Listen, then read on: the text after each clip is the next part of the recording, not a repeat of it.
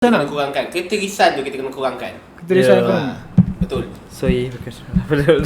Itu sahaja. Takut cemas. No. I think take bite. too heavy. Kebelakang. Nak kelangit kan. Tapi sabar jap. Ni dah sampai Chef Zafar pun terkejut sama.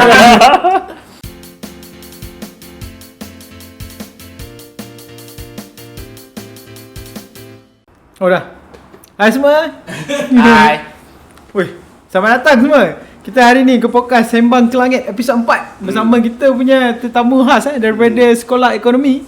Dan topik kita hari ni adalah ekonomi dan sains. Betul? Betul. Okay, mungkin saya patut mengenalkan kita punya saya sendiri adalah Hassan Zaki dan Saya Irfan. Saya Ali.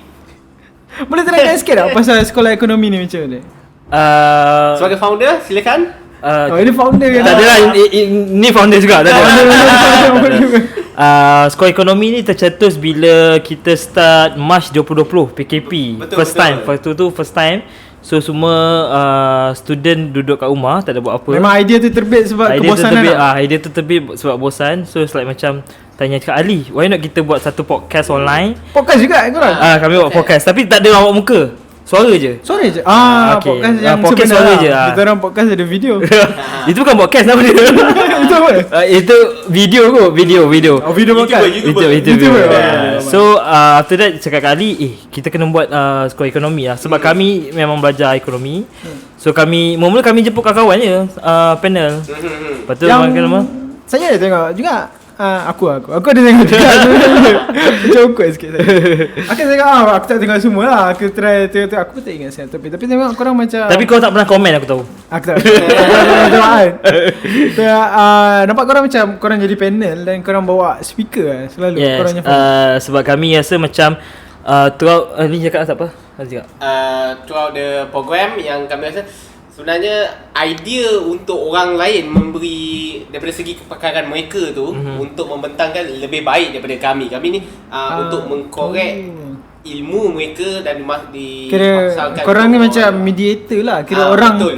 Untuk kami lebih kepada moderator lah. Moderator.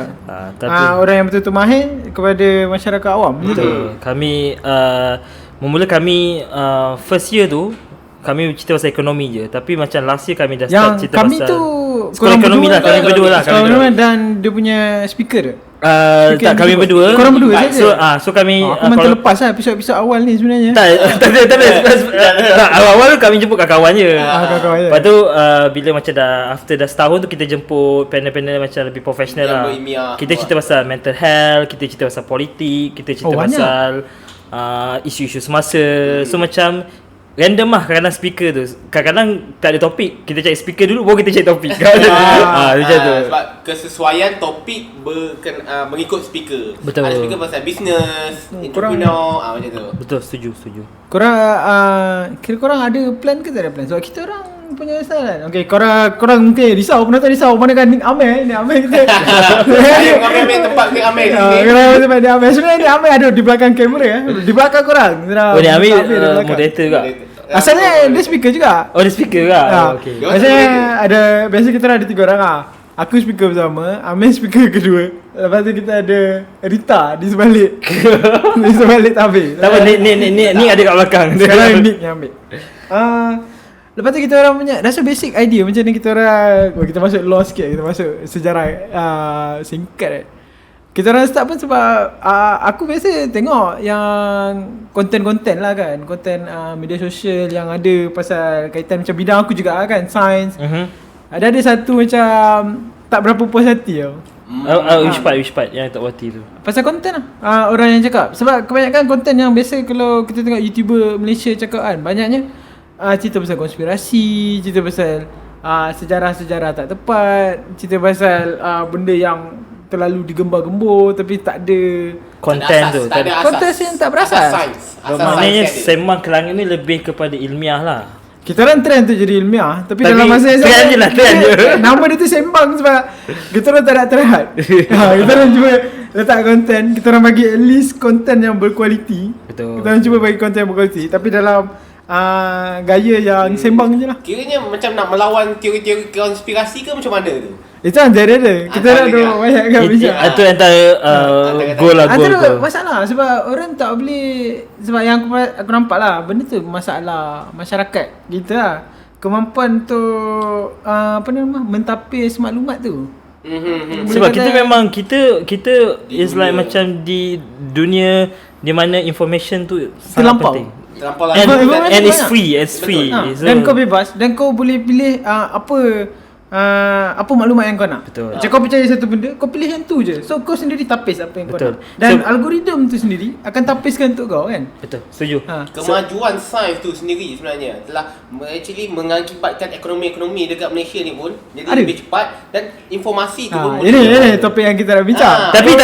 Tapi aku just nak highlight yang the part where sekarang ni adalah satu skill yang sangat berguna untuk kita tapis information. Betul. Sebab it's like you can get information everywhere. Ada masalah yang sama tak? Mungkin dalam bidang korang ke? Oh, sangat banyak sangat. Betul. Mungkin boleh kongsi contoh? Oh, sebagai research. Tak ada lah. yang aku sebagai orang awam, aku yang tak mahir dalam contohnya kalau buat ekonomi kan, kami selalu sekolah ekonomi, kami antara idea kami selalu dapat adalah bagaimana politician ni dia menjadikan ekonomi ni sebagai macam kita nak educate orang bahawa actually tak semua politician cakap pasal ekonomi tu betul. Oh, you ke? So contoh macam kadang-kadang kita kena educate. Contoh apa ni? Ambil contoh recently Recently made by a person. Okay, ada satu individu tu adalah seorang politician. Aku cakap dia adalah seorang politician. Ada apa yang dia cakap? Maybe kalau macam polisi ke? Lebih kepada polisi. Bukanlah, dalam in my mind sekarang ni macam fikir macam politician kan always like macam jadikan, tahu tak BSKL? You know BSKL? Bursa, kalau bursa BSKL bursa. So kenaikan bursa tu adalah mengukur tahap ekonomi sebuah negara. GDP. So it's like basically macam dia betul tetapi tidak betul sepenuhnya. Bukan accurate.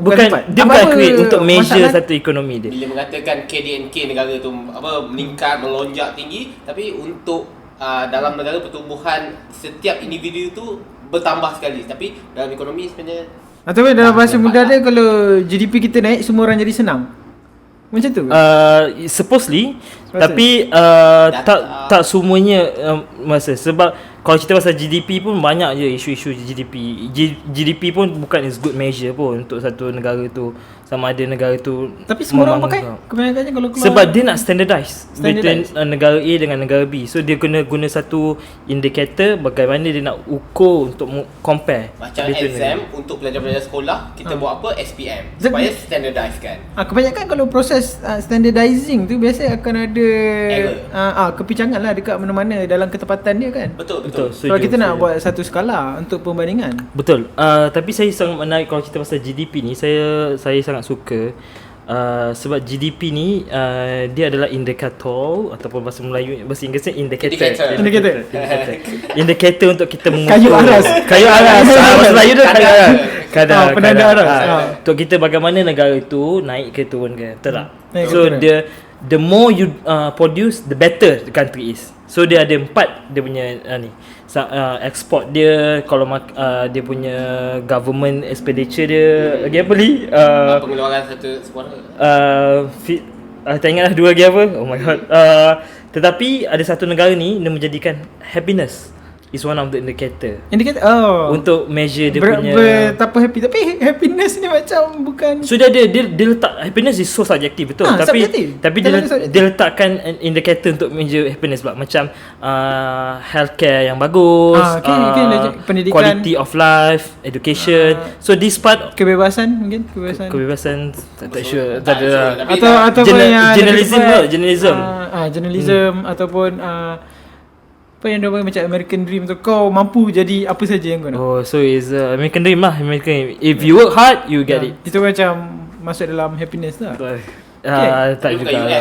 Bukan US lah.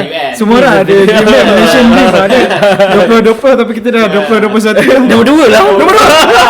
Aku masih hidup di 2021. Kita dah nombor 2 lah.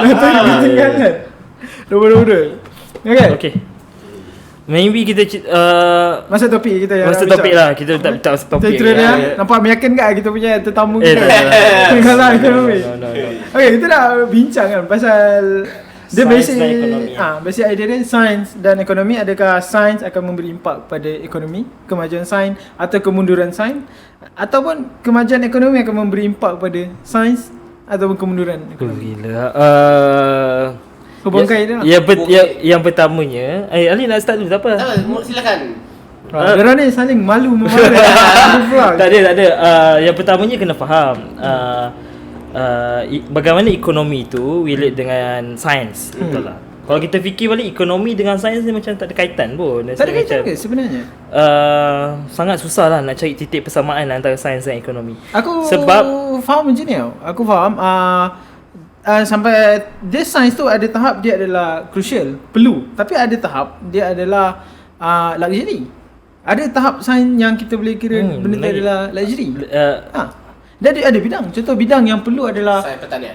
Pertanian, pengangkutan, pemakanan. So tapi pertanian pun termasuk dalam ekonomi. Ekonomi. Jadi kalau yang mana yang kita boleh kata luxury, macam aku rasa bidang aku sendiri pun astronomi kira sebagai satu luxury kalau kita di Malaysia. Bidang kebanyakannya teori. Kalau yang penting kepada teori ataupun matematik adalah bidang yang luxury. Sebab bidang yang orang pakai adalah bidang yang kau apply. Bidang yang kau betul-betul pakai macam solar panel ataupun semiconductor. Okey, kita mengambil kira satu kisah ekonomi. Okey, kita kita ambil daripada zaman kegelapan. Zaman Dark Age. Dark Age kat mana ni? Eropah. Boleh makan kan? Silakan. Ini bukan hiasan. Okey, kita ambil zaman Dark Age. Kita ambil zaman Dark Age. Di mana zaman tu kalau kita katakan kemunduran, zaman kemunduran di Eropah. Zaman Renaissance tu waktu tu ada perkembangan ilmu. So bila perkembangan ilmu tu, bila ada mereka jumpa dengan ilmu yang baru, depa mengakibatkan satu kemunculan tamadun yang lebih hebat. Betul? Okay, aku boleh tambah sikit pasal Dark Age. Dark Age. Daripada Dark Age ke Enlightened Age dan jadi ke aku tak ingat. Renaissance dulu ke Enlightened dulu baru Renaissance. Betul, Renaissance. Aku ingat sebab dia ada ni dia ada masa tu ada pembahagian agak macam Eropah dan Timur Tengah kan. Jadi masa dia daripada Dark Age tu dia ada pergerakan ilmu. Sebab sebelum dia masuk Dark Age dia ada zaman ketamadunan Greek. Zaman Greek tu diorang dah kaji macam-macam diorang, walaupun diorang tak kaji secara saintifik tapi diorang tulis pemikiran, ideologi, macam-macam bentuk ideologi dah ada dah masa tu. Lepas tu ideologi tu diorang tinggalkan. Adalah sebab dia. Kalau tak salah sebab dia ada kaitan dengan gereja, cekaman gereja pada ilmu di Eropah. Waktu ketika tu dia macam there's separation between church ada banyak the states. Dan pemimpin ataupun kerajaan masa tu lebih mengutamakan ilmu yang diasaskan oleh gereja. Jadi ilmu-ilmu yang diasaskan oleh tamadun Greek ni diorang mengabaikan. Dan bukan diorang menghapuskan tapi diorang mengabaikan sampai orang dah tak tahu. Mengejar akhirat. Lebih kurang macam tu. Berbanding dunia. Jadi dia ada Tapi bagaimana dia boleh relate dengan sains sekarang isu dia? Jadi yang aku nak cerita tu, jadi ilmu tu datang balik. Dan bila dia datang balik, masa tu dia ada antara benda yang besar berlaku masa Dark Age peralihan tu adalah diorang buat sistem printing press.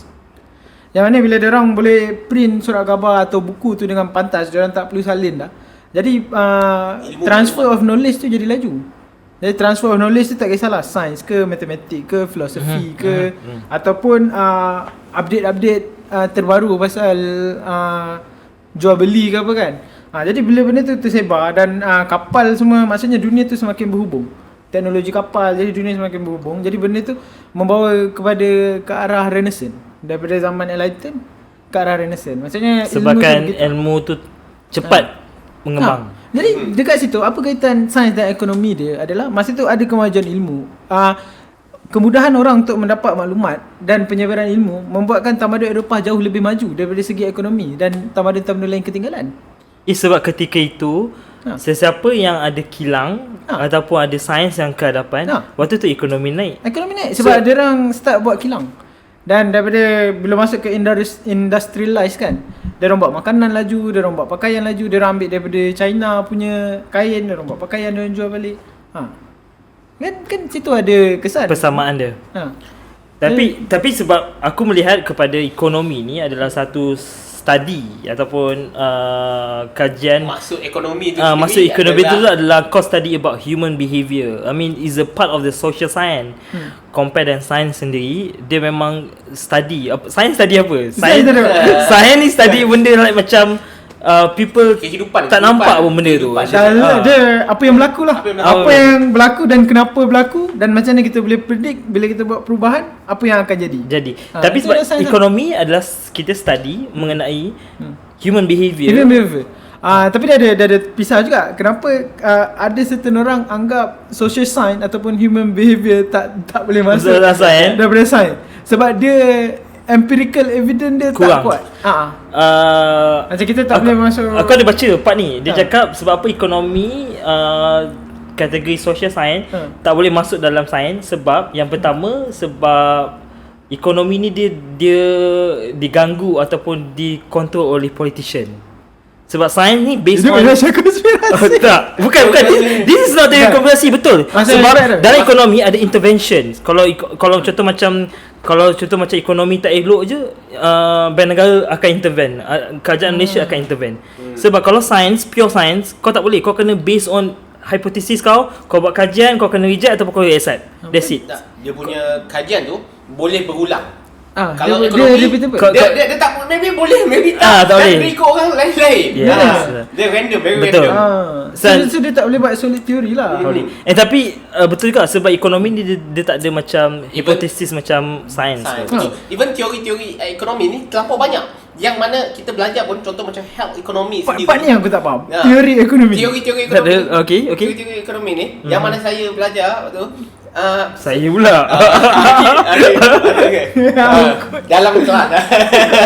Apa yang kau belajar? Okey, kita belajar satu teori pasal health teori lah, untuk membantu orang awam macam mana nak jadi lebih better off. Okey, tentu. Yang marah. Dia tak salah. Okey, untuk jadi better off. Tapi teori tu hanya boleh menjadi satu teori dan dia dilawan dan maksudnya dipatahkan oleh hujah-hujah lain.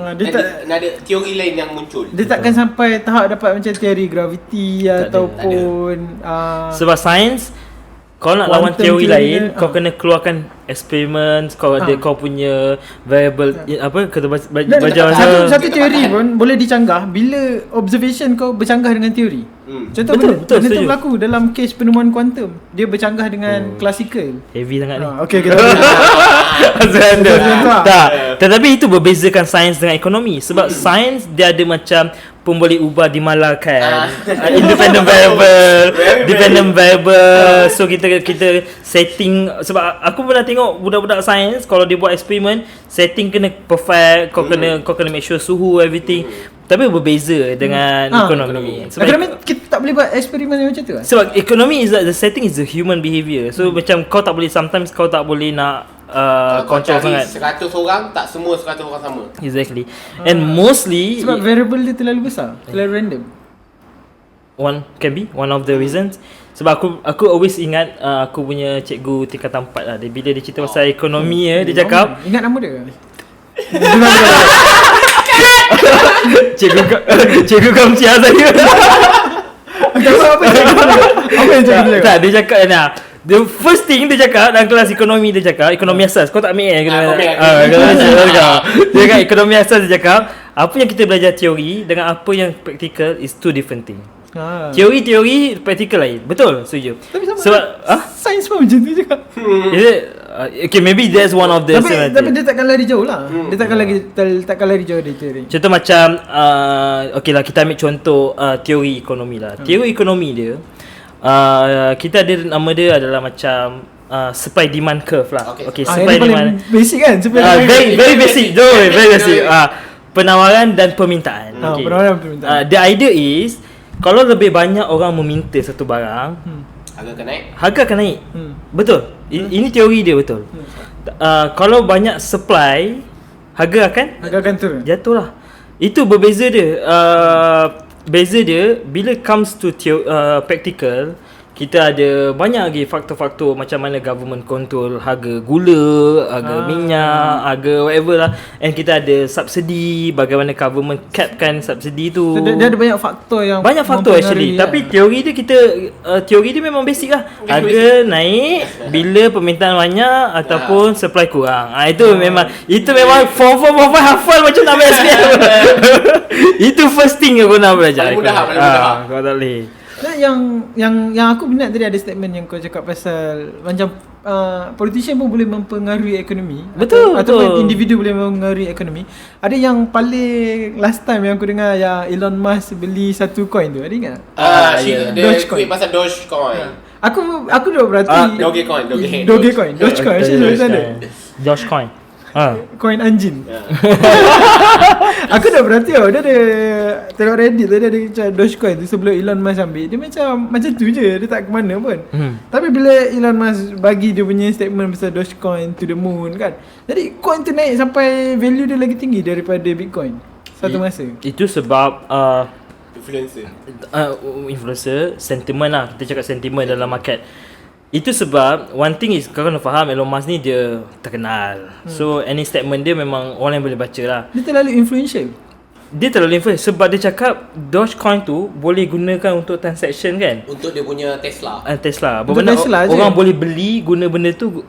Orang beli Tesla guna benda tu. So that's why orang demand, orang beli lagi. Sebab benda tu akan in future orang akan perlukan benda tu. That's why expectation kan. Betul. Berdasarkan expectation akan demand akan naik in future, so orang beli sekarang. So bila beli sekarang harga akan naik lah. Tapi dia tak catch up pun. Dogecoin ada lain daripada Tesla yang nak beli Dogecoin. Tak ada pun aku rasa. Kan? Tak ada, dia tak ada catch up. Tak ada. So dia macam dekat situ lah, tapi boleh nampak lah macam mana influence dekat situ mata wang ni lah, mata wang kripto. Kripto. Tapi itu adalah example yang sangat kecil lah untuk ekonomi. Contoh yang politician tu macam mana? Aku tak nampak sangat. Politician, give adakah sebab dia set up satu apa nama macam tak adalah. Bila kita cerita pasal ekonomi, kita study pasal ekonomi, kita ada micro dengan macro. So micro ni kita study pasal household. Satu rumah tu nak beli apa, semuanya tu lah demand macam tu. Makro cerita pasal negara tu sendiri. Negara tu macam mana revenue dia, macam mana uruskan duit kewangan dia. Itu makro ni cerita bagaimana sesebuah kerajaan ataupun sesebuah parti boleh menentukan fiscal balance. Fiscal balance pun macam kewangan sesebuah negara lah. Contohnya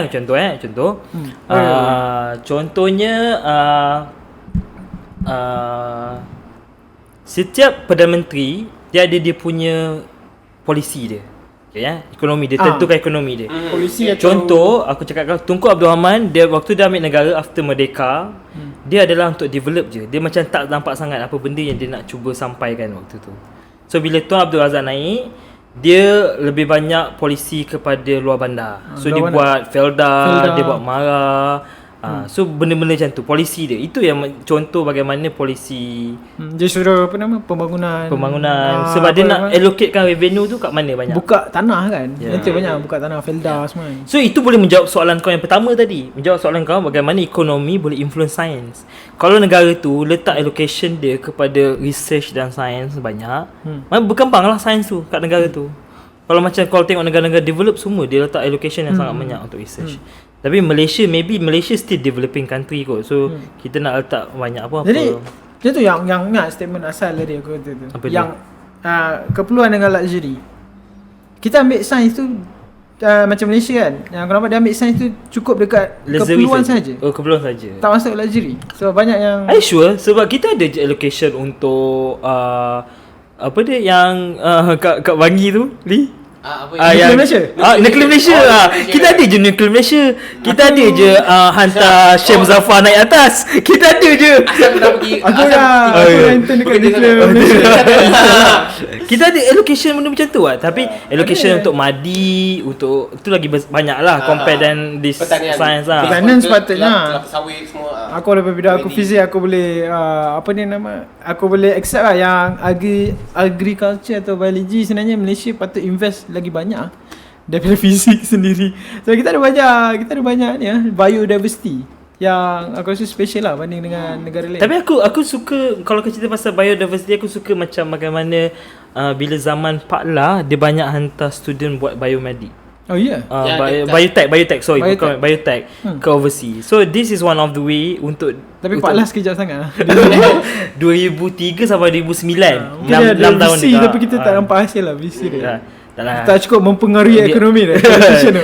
Cukup. Bukanlah. It's like macam tapi very small lah dia punya tu. Compare dengan Mahathir, kau memang nampak lah impact dia besar kan. Zaman Mahathir tu rasa mungkin kesan politician yang paling besar impact dekat sains. 23 tahun. 23 tahun Mahathir buat. Tambah berapa tahun kemudian? 20 bulan lah. 2 bulan. Tapi yelah sebab kita tapi aku pun respect bukanlah Mahathir in term of dia punya development everything, the way dia expectation, the way dia nak bawa negara ke mana lah. I think kita panggil ni bukan nak puji Mahathir kita patut panggil dia bukan Datuk Doktor Doktor Tun Sri Tun Sri pun aku ingat sangat lah banyak sangat lah pangkat orang ya dia bila Najib tak ada apa YMDB aku dia lebih kepada macam lebih kepada kita ada apa kita panggil tu bandar yang lebih terancang sikit untuk maksudnya daripada segi kita ada TRC apa tu yang TRX TRX Transaction Exchange Datuk apa nama Najib ni dia terpalit dengan kontroversi kan. Terlalu banyak kontroversi. Jadi kalau Ellis daripada pandangan ekonomi ada tak benda yang dia bagi impact? Terutamanya macam apa tu nama? Aku rasa BRIM lah. Yang BRIM tu BRIM ataupun Slim. Aku rasa Najib dia very good in term of cash assistance lah. Cash assistance lah. Sebab Najib is the first yang introduce cash assistance. Aku ada dengar pendapat orang yang walaupun ramai orang yang macam anti dengan Najib tapi dia kata dengan bagi BRIM tu kau boleh buatkan ekonomi ataupun keuangan tu rolling berpusing di dalam masyarakat. Setuju. Sebab bila kau bagi duit kat orang, so money supply kat market tu tambah. So kau dapat 500 kan. Waktu tu kau dapat student kan, dapat voucher buku kan. Voucher buku kau dapat lah. voucher buku. Dia kan ada macam tu voucher buku atau bantuan. Apa dulu kan macam klinik satu Malaysia beri apa voucher satu. Bukan konspirasi je Koperasi satu Malaysia dah tak ada kan. Koperasi satu Malaysia dah tak ada. Mana ada satu Malaysia dah. Semua dah yalah. Itu isu dia. Bila cerita pasal kita bila banyak kita tukar Perdana Menteri, polisi ekonomi sebelum ni kita tak boleh nak teruskan. Kenapa polisi tu mesti ikut ekonomi? Kenapa kita tak ada polisi negara yang walaupun bertukar pemerintah ataupun ketua negara kan? Sebab itu memang Malaysia punya style lah. Ada sebab masa kita ada visi yang jelas ke mana hala tuju negara kita. Kenapa satu individu cukup kuat untuk ubah hala tuju? Kalau hala tuju tu dah betul. Sebab aku rasa kalau kau jadi Perdana Menteri pun kau nak ubah satu, kau nak semua orang nak ubah. Semua orang kat Malaysia akan ubah. Political will masing-masing tu sebab bila kau ada di atas, kau punya idea tu untuk membangunkan ekonomi. Agak kau macam nampak yang ni yang kata variasi yang terlalu banyak tu. Variasi yang terlalu banyak. Dia bila macam ni before kau bertanding pelaya, kau cakap kau nak ubah, kau nak hapus tol, kau nak hapuskan PTPTN. Bila kau dapat jadikan percuma. So kau check balik kau punya tak boleh. Memang tak boleh. Sebab ekonomi tu memang kita ada resources yang limited. Kat mana kita nak allocate, kat mana kita nak bagi-bagi kan. So I think that's how you see that the government can influence the economy. But the problem is the big in Malaysia is rasuah lah. Itu that's betul yang lah. Kita kena betul lah. Bukan itu semua mitos je. Betul ke berlaku ada rasuah ni di dalam negara kita? Kita nak cerita rasuah? No. Tak lah. That one is kat mana-mana ekonomi sekalipun benda tu berlaku. Aliran yang paling teruk adalah rasuah lah. Jangan ada keterisan lah. Keterisan tu kita kena kurangkan. Keterisan ekonomi. Betul. Sorry. Itu sahaja. Takut cemas. No. I think take bite. Too heavy. Kebelakang nak ke langit lah. Tapi sabar je. Dia dah sampai Chef Zafar pun terkejut sama. Aku ada satu lagi soalan sebenarnya pasal sains kan. Aku still nampak Dia macam kau kata tadi kan, macam yang kau kata yang masuk dalam carta luxurious, macam hantar apa tu nama tu? Syekh Muzaffar kan. Hantar Syekh Muzaffar kat angkasa tu adalah satu bentuk luxury science. Sebab impact dia pada sains. Aku main pada sehari ke sehari. Aku memang daripada sehari ke sehari nak tanya apa impact dia pergi ke angkasa tu actually. Aku tak bukan. Tapi apa yang okay, aku boleh bagi lah. We spend like a lot on that. Malaysia macam suka mengambil nama sebenarnya. Dia macam, tapi aku tak sure this is true or not. But I heard bukan sahaja kita hantar Syekh Muzaffar tu, and bila dia balik pun dia ada pencen sebagai angkasawan Malaysia. Is it true? Aku tahu tu. Betul kan? Betul. Macam aku bayar, so we still pay. Macam aku impact secara saintifik tu tak ada. Tapi dia balik, dia jadi macam speaker. Jadi kepada dia influential, dia buat tambah demand untuk STEM. Maksudnya dia bagi influence lah. Influence pada orang yang aku rasa sebenarnya influence tu letak dia, personal opinion aku adalah dia bagi kau semangat. Bukan fake apa nama? Fake expectation. Bukan fake expectation. Kau bagi harapan palsu. Harapan palsu ya, fake False hope. False hope. So dia macam orang boleh jadi angkasawan. So kita ada satu angkasawan, next time kita mungkin ada lagi angkasawan. Exactly. That's so people work hard on that, tapi bila sampai besar kau tak dapat pun benda tu macam tu. Dan aku punya personal opinion pun Malaysia tak patut invest ke buat angkasawan. Dia macam ni lah. So dia ada banyak cara. So tapi betul. I mean at the end of the day is how economy punya allocation resources tu control the science punya development. Control science punya. Adakah negara kita mampu untuk invest dalam science yang macam ni? I think it takes a political will lah, sama ada government nak buat benda tu ke. Last time aku dah dengar orang dia ada orang yang semangat lah, kata macam kita Malaysia patut buat aero angkasa punya teknologi. Sorry lah, kita bukan beli sains. Aero angkasa tu angkasa tu apa? Aerospace ataupun dalam masa mudah dia adalah roket lah. Kalau kita buat roket, so roket macam kat NASA tu lah, terbang tu. Kepakaran. Macam NASA. NASA tu. NASA ataupun roket. Dan kita memang ada pun. Yang aku tahu daripada Malaysia, kita ada yang daripada UiTM yang hantar micro satellite kan? Yang hantar micro, jangan sentuh. Nano satellite, yang hantar nano satellite. Pergi ke ISS. Bukan, nano satellite tu akan mengorbit bumi lah. Oh, ke atas lah, ada lah. Ada. So sekarang dia tengah berputar lah. Aku tak tahu. Aku tak follow. So tulis UiTM kat situ.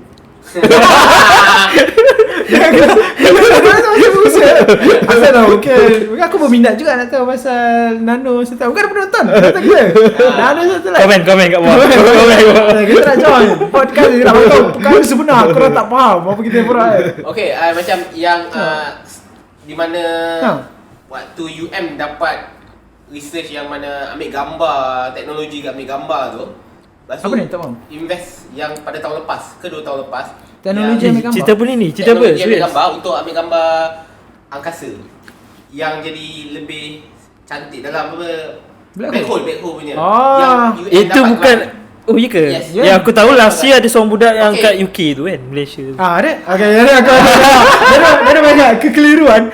Kita sebenarnya banyak individu yang terlibat dengan bidang-bidang angkasa. Okey. Sebab namanya Sembang ke Langit. Sembang ke Langit. Okey. Dia yang saya nak ambilkan soalan saya. Okey, terima soalan. So, dia lepas dia dapat duit, lepas maksudnya dapat nama, Malaysia kerjaan dia akan bagi spend duit. So saya nampak macam ke arah bila ada nama, ada macam boleh dapat cerita, baru sensasi, baru nak bagi duit. Ya, typical government lah. Dia typical government, dia mengejar sensasi. Kalau sensasi tu ada pada sains, okey kita bagi allocation pada sains. Yes. Kalau sensasi tu ada pada benda-benda lain, dia bagilah kat benda-benda lain. Tapi dia teringat cerita pasal yang government tak bagi allocation untuk yang buat pendrive tu daripada Malaysia. Itu aku dengar. Lepas tu dia pergi ke Vietnam cari grant. Lepas tu dia Malaysian kan? Dia Malaysian. Tapi dia buat USB tu. Dia produce USB dekat Taiwan. Taiwan ke Vietnam? Atau Vietnam. Teknologi start di situ. Dan dia di-develop oleh orang Malaysia. Aku nak tahu juga nama dia. Mungkin aku kena buat fact check. Pendrive tu. Banyak yang Malaysia terlepas untuk unicorn. Yalah. Grab macam tu. Pasal yang penumpang angkasa Malaysia tadi tu kan. Okay. Tahu yang mana yang student Malaysia RA tu kat UK tu. Dan banyak yang kalau Perempuan terlibat tu dengan kan? gravitational wave, itu ada seorang dia engineer, tak silap aku optik. Dia buat dia punya cermin untuk dia punya mesin tu lah. Cermin tu kena 100% pantul. Tak boleh tembus. Sebab setiap pantulan tu dia akan ada yang tembus juga. Tapi dia kena 100%. So, Yang tu macam itu ada seorang. Macam mana dia buat? Dia pakai material dengan memang licin betul lah muka tu. Ada acara aku pernah tengok. And he or she? Yang tu Malaysian? Malaysian. Kat UK lah? Yang tu LIGO, part of LIGO. LIGO tak salah aku adalah US. Dan ada seorang lagi. Ada ada seorang perempuan pakai tudung students kat UK yang tu. Yang tu dia engineering tak salah aku. Dan ada seorang lagi nama dia Dr. Noor Adhika. Dr. Noor Adhika ni lagi famous lah. Dia buat black hole. Dia study black hole, tapi apa yang dia study adalah frekuensi daripada X-ray. Kira dia guna, aku tak ingat dia guna Chandrasekhar kot yang pakai X-ray. Chandrasekhar kan? X-ray. Tak ingat? Chandrasekhar satellite. Maybe kita boleh panggil diorang masuk dalam. Tuh. Ini dia nak dulu. Dia ada Chandrasekhar, dia tak silap aku sama ada Chandrasekhar tu Spicer. Bukan Spicer infrared tau. So Chandrasekhar. So dia ambil X-ray daripada satu tempat dan dia identify black hole lah daripada X-ray tu. Dan tu orang kata kemungkinan hampir dengan teori Hawking radiation yang keluar daripada black hole. Okay, heavy. No. Ada salah bilik pun dia. Yang yang patut kita cerita. Yang tu ada nama dia dia adalah researcher Nama dia adalah dia masih lagi researcher ke? Dia masih lagi bekerja, masuk dalam lab dekat Nama dia adalah tak boleh sebut. Dia lecturer ke apa? Dia lecturer. Saudara kita. Dia lecturer lah? Haris ke? Bukan. Prof Haris bukan? Okay.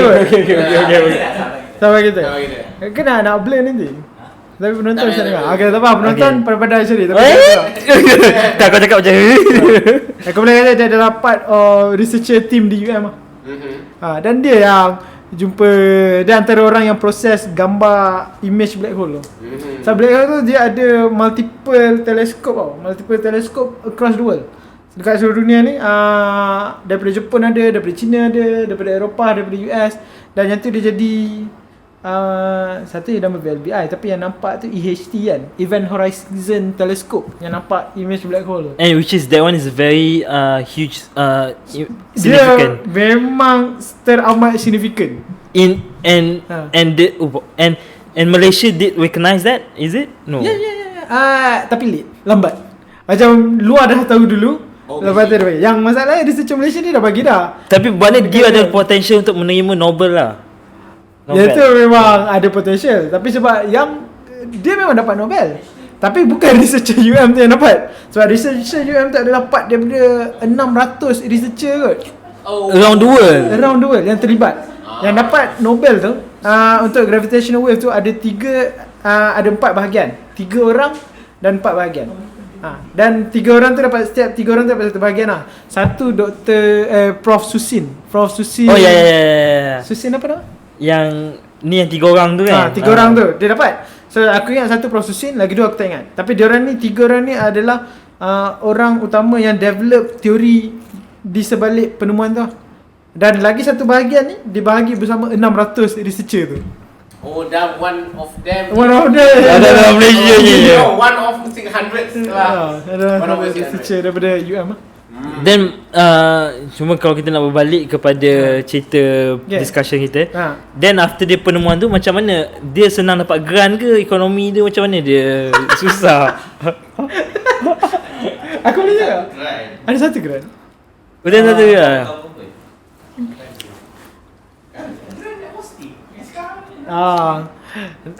Dia punya expectation grant tu dengan apa yang kita dapat tak sama. Okay lah, dia macam way below lah.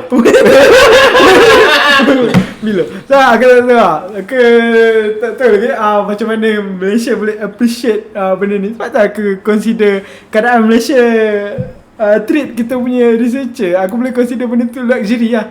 So kalau macam benda tu luxury, negara kita sekarang mungkin susah, mungkin bukan masa Tapi yang betul susah. tak kita maybe in the state where we are developing country. Ya, developing. So the way kita allocate resources pun taklah on the let's macam research macam tu. Okay, untuk questions terus sebab kita dah masuk benda ni, aku malah nak tanya pun, macam negara kita, keadaan kita sekarang, satu, mampu ke kita nak buat satu tadi yang research yang macam tu, dan mampu ke kita nak buat mega project dalam sains? Macam kira EHT ataupun yang paling baru James Webb Telescope tu semua adalah mega project. Dan satu yang kena tahu pasal mega project macam tu, dia bukan satu negara lah buat. Dia adalah gabungan-gabungan negara. Memang gabungan-gabungan. So Lih jawab, mampu atau tidak mampu? Mampu atau tidak mampu? Dan kenapa kalau mampu kita, Malaysia tak jadi part of project? Main project. Aku melihat benda ni macam maybe kita kena dah start fikir luar daripada kotak baru kita nak tunggu pada government kan kot. Maybe sepatutnya JLC Swasta. ke Kita kena penswastaan sains. tak ada pasal cuma berkolaborasi dengan JLC ataupun company big company untuk competenkan certain things, bagaimana dia boleh gunkan kau punya research rather than tunggu government semata-mata. It won't sebab sekarang ni tanpa sekarang pun macam university punya allocation pun makin lama makin kurang. So what do you expect? It's like macam you expect the gram tambah ke every day? No. Aku tak tahu apa yang aku boleh expect. Aku pun sebenarnya bukanlah orang yang paling pakar lah dalam bidang kolaborasi ni. Apa tu macam gist atau idea dia? Oh, jangan tekan Oh, sorry. Ya ke dia cakap tadi? Mana ada lah kau ni. Awal tadi. Okay. Cut. Itu yang tu yang aku fikir tau. Pasal sebab mungkin keadaan sekarang nampak macam kita tak mampu, mungkin daripada segi ekonomi tu untuk support this kind. But masa tu masih bergerak dan teknologi tu masih berjalan. Dan kalau kita macam sekarang masih nak kekal kita kan, ataupun kita tak mampu nak berganjak dengan laju, sedang orang lain semua pecut. Jadi macam mana dengan kita? Adakah kita akan ketinggalan daripada sains? Adakah impact ekonomi yang lemah tu membantutkan pertumbuhan sains? Ni boleh. Jawapan yang soalan ni panjang waktu macam kat mana aku nak berhenti ni. Kat mana kita nak menjawab daripada struktur ekonomi tu sendiri sebenarnya. Tapi untuk developing country sebenarnya, ya, kita tahu kita punya limitation dan juga kita punya professional dalam industri. So key players tu untuk developing country, untuk membuat macam another mega project yang memang owned by Malaysia. Dah boleh. Aku tak nampak cara dia kena own. Dia kena kerjasama dengan luar juga. Dia memang kena kerjasama dengan luar. Untuk kita nak buat satu, mengambil macam nak ambil nama saja sebagai Malaysia is paling depan, paling tu, I think it's not better. Tapi aku rasa macam again is about priority of the country lah. Priority of the country. Ekonomi dia macam ni. Aku rasa ekonomi bukan ingin menidakkan kepentingan sains tak. Sains dengan sains tu mesti seiring dengan pembangunan ekonomi. That one is like no one can deny that fact. Cuma it's just about when it comes to economy, kita ada limitation resources yang sangat banyak. Sebab kita pun ada the way kita manage kita punya allocation, kita punya resources pun sangat important lah. So aku to be honest, aku rasa Malaysia government for the past like 60 years kita always letak science at the back.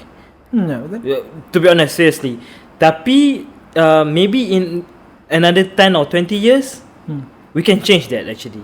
Sebab because the awareness amongst youngsters ni lebih tinggi berbanding dan compare our mak bapak past generation. Nampaklah orang muda. Kita boleh nampak di mana waktu kita generation bapak-bapak kita adalah kelangsungan hidup. Ya betul. Aku suka. Aku ada aku tengok kat TikTok. Is it kau tengok kat TikTok ke? No. This is my own. Okay, dia buat TikTok tu kot. Mak bapak adalah kelangsungan hidup, yang mana bapak parent dulu macam kerja memang untuk masuk government untuk dapat duit, untuk macam tu, untuk dapat sustain the life. Tapi bila dah sampai ke anak-anak generation kita, second generation, third generation ni, dia lebih fokus pada education, ambil kerja. Maksudnya dia dah parenting ke arah tu dia dah pengkhususan kan. Maksudnya orang jadi semakin mahir. Itu pun satu improvement kan. So sebenarnya dia macam ada hierarchy Maslow juga dalam ekonomi yang mana hierarchy must flow. Boleh dia macam apa ni? Spice must flow. Okay, waktu Malaysia juga, waktu kita membuat, maksudnya kita membangun sebuah negara, mesti kita akan fikir adalah makanan, survival, survival, safety. That's the things. So science is the priority yang atas sikit. Kira dia asasi kehidupan lah. Makanan, tempat tinggal, pengangkutan, kesihatan kan. Betul. Segi-segi yang dibuat, maksudnya polisi yang dibuat pada waktu tu pun dia bangunkan bandar, maksudnya kita nak banyakkan lagi. Maybe we in the maybe you wanna say we in the right track ke macam mana? Kita nak tahu juga, kita nak tahu, nak cakap kita on the right track.